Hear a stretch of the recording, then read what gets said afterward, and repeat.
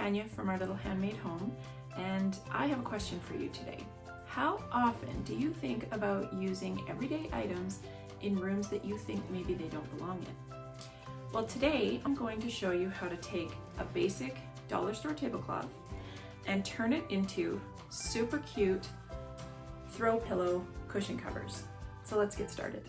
So doing cushions for your living room or any space is such a quick and easy way to refresh a space. And we don't need much for this project. So I found this tablecloth. I love the black and white at a dollar store. I think I paid $4 for it. It's miles too big for my table, and that's okay.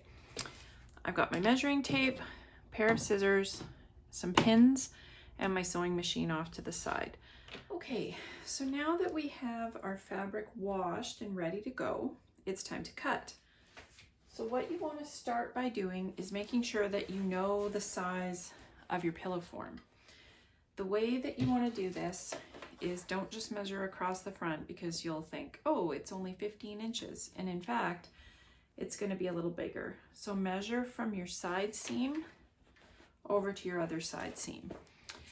So my pillow form is 18 inches square.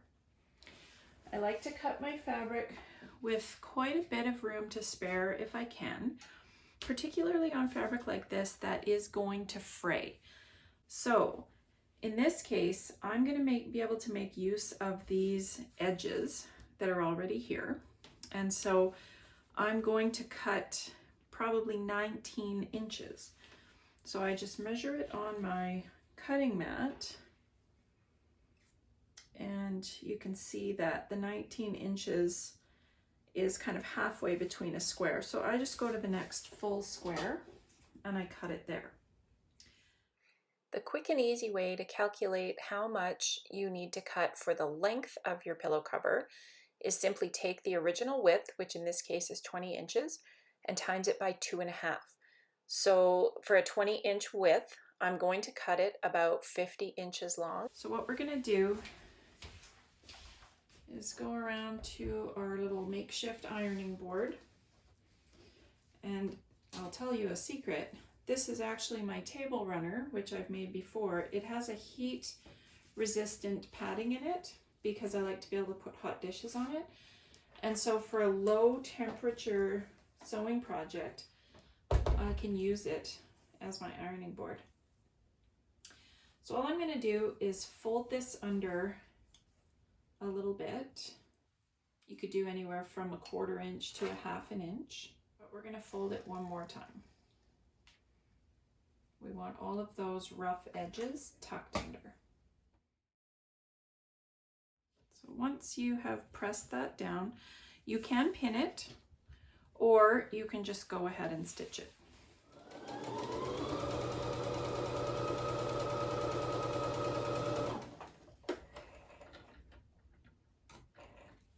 So we're going to go face up, find about the halfway mark. Of course, this is 50 inches long and my board is 24. So this is going to be about the halfway point. So we bring this piece up just past the halfway mark, and we bring this one down. You can see from here that this is how much overlap I have.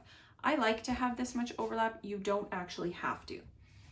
So for this part, I do like to pin just because I don't want these edges to catch. I want to make sure that they're flat, but really your fabric is going to stay fairly steady. So I usually only put 2, maybe 3 pins in, depending on the size of the cover that I'm making. In this case, it's just not that big. Make sure not to sew over top of your pins. I can't count the number of needles that I have broken doing that, not to mention the number of pins.